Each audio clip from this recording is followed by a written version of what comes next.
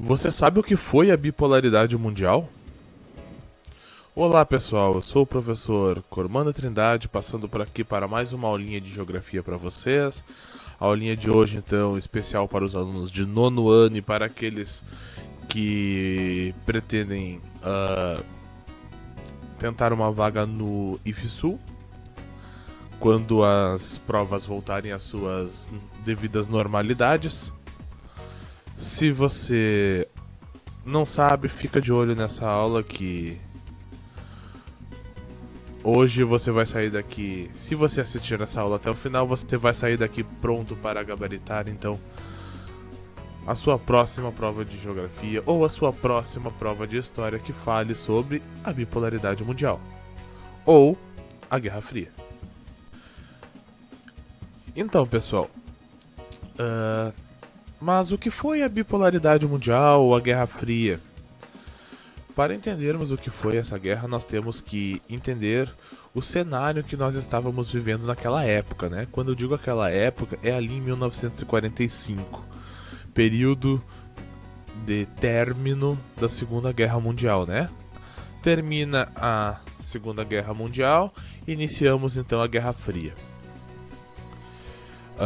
Com o final da Segunda Guerra Mundial, a gente teve um cenário bastante caótico, uma destruição absurda nos países, uma perda populacional gigantesca, muita gente morreu, né? Milhões de pessoas morreram.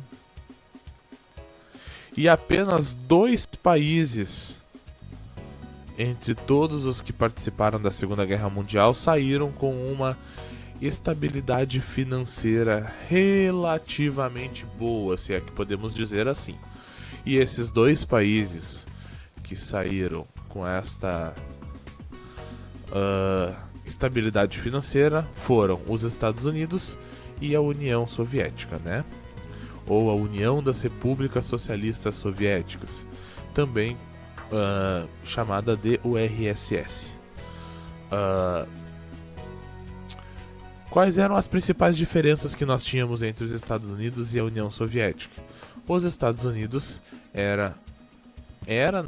é até hoje, né, um país capitalista, enquanto que a União Soviética, né, já extinta, era um país socialista. Vocês querem saber a diferença entre capitalismo e socialismo? Dá uma olhadinha que eu tenho uma aula só sobre isso, que faz pouco tempo até que foi pro canal. Lá explica bem direitinho quais as principais características desses 2 blocos, tá bom? E aí nós tivemos então entre elas um conflito militar, um conflito político, um conflito ideológico, e esse conflito foi um conflito indireto. Portanto, por que se chama Guerra Fria? A gente costuma brincar que a gente diz que é uma guerra que nunca esquentou. Ou seja, eles não foram para as vias de fato. Eles não foram para a violência, para a pancadaria, né? Eles ficaram apenas, entre aspas, no diálogo. Eles recém estavam saindo de uma guerra.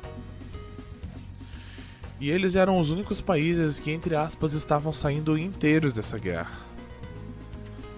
E eles queriam, obviamente, ter mais influência na Europa, principalmente, que o outro. Portanto, eles passaram a adotar algumas ações que freasse o adversário. Ou seja, o capitalismo, né, liderado então pelos Estados Unidos, cria maneiras de adquirir aliados econômicos, né, e maneiras de frear o avanço da influência socialista na Europa. Enquanto que o socialismo queriam os mesmos aliados e uma maneira de frear a influência capitalista.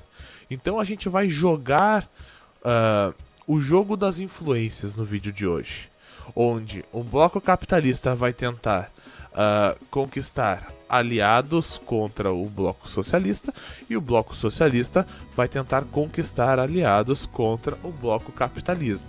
A partir desse momento, nós temos um mundo dividido em dois polos, né? No polo capitalista e no polo socialista. Portanto, é por isso que a gente chama este período da nossa história de bipolaridade mundial. Então, o mundo dividido em dois polos. Agora nós vamos ver algumas características desses dois blocos no período da bipolaridade mundial. Começando então pelo bloco capitalista, nós temos então a implantação da doutrina Truman. O que foi a doutrina Truman? Harry Truman, que na época era o presidente dos Estados Unidos, ele lançou um plano de política externa para a Guerra Fria. Ou seja, ele visava impedir o avanço do socialismo através dos meios que eles tinham no momento, né? Meios, quando eu digo meios de comunicação. Tá, mas aí você pensa, como assim ele ia usar os meios de comunicação para frear o avanço do socialismo na Europa, sendo que os Estados Unidos fica na América? Através de uma coisa que era produção americana e era muito consumida na Europa, através do cinema. E junto com o cinema veio também as propagandas. Então, através das propagandas e através dos filmes, eles conseguiam influenciar boa parte da Europa. Depois nós tivemos então o Plano Marshall. Eu já falei para vocês então que o bloco capitalista, né, os Estados Unidos, estava buscando aliados. E como que eles conseguiam esses aliados? Eles davam uma ajuda financeira de mais ou menos 13 bilhões de dólares para os países se reerguerem, em troca da aliança econômica com esses países. E depois nós tivemos a OTAN, que é como se fosse um bloco econômico, só que ela era uma aliança político-militar do bloco capitalista e, obviamente, liderada pelos Estados Unidos. Agora, já o bloco socialista, ele tinha também as suas políticas, e uma delas foi o Comecon, né? Que significa Conselho de Assistência Econômica Mútua. O que era o Comecon? Enquanto o bloco capitalista tinha o Plano Marshall, o bloco socialista tinha a Comecon. E ambos tinham basicamente a mesma ideia, só que a Comecon não tinha tantos recursos para doar para os amigos europeus, né? Os países aliados do socialismo. Da mesma maneira que o bloco capitalista tinha a OTAN, que era aquela aliança político-militar do bloco capitalista liderada pelos Estados Unidos, né? OTAN, que significa Organização do Tratado do Atlântico Norte. O bloco socialista também tinha uma organização, né? Uma aliança político-militar, né? Que era o Pacto de Varsóvia, também com a mesma ideia.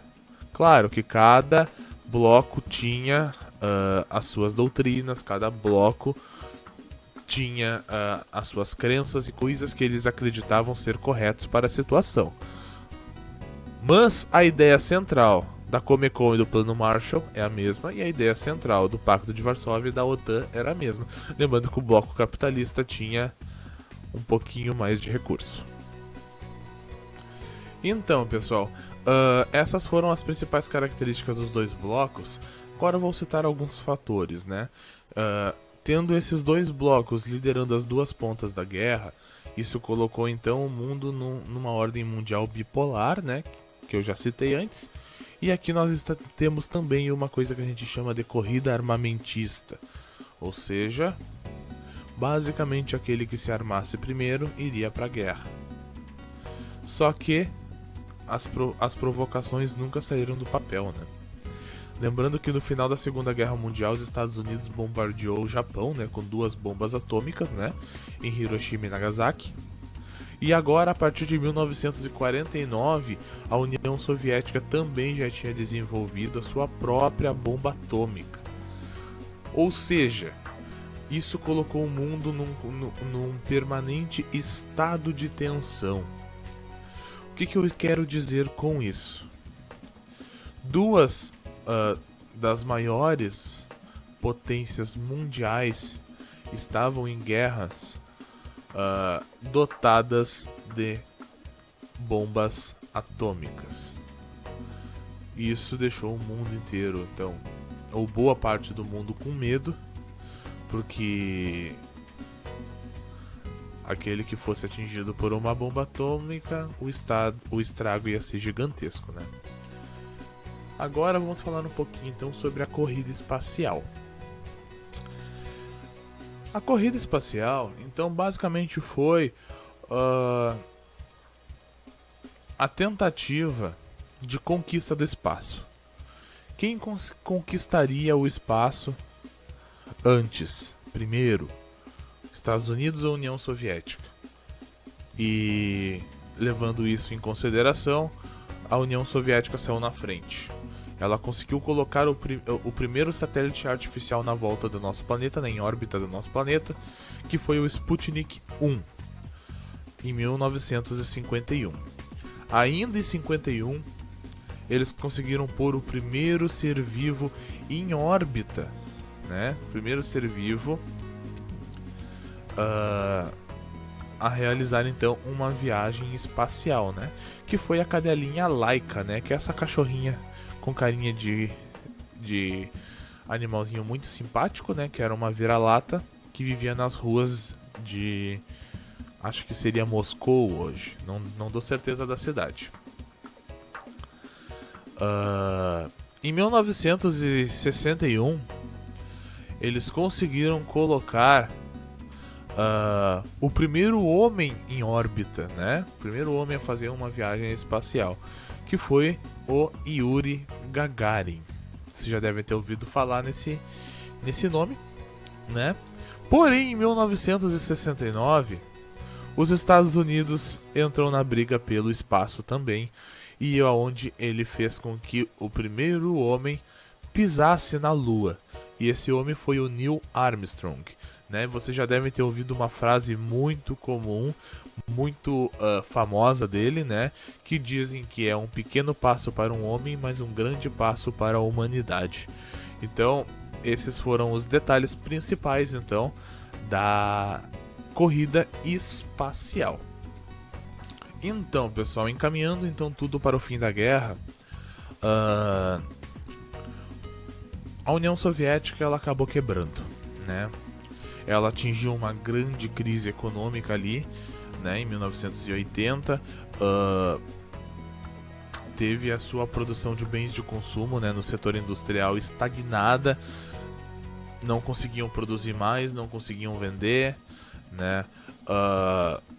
Faltou criatividade, faltou agilidade, faltou dinheiro para reagir a essa crise econômica, porque a grande maioria dos investimentos em que eles estavam fazendo era em armamento.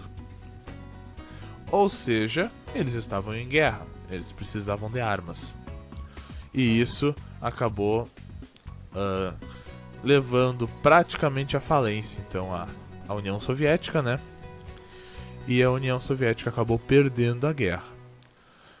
E isso se concretizou, né? Um dos símbolos do final da guerra foi a queda do Muro de Berlim, né?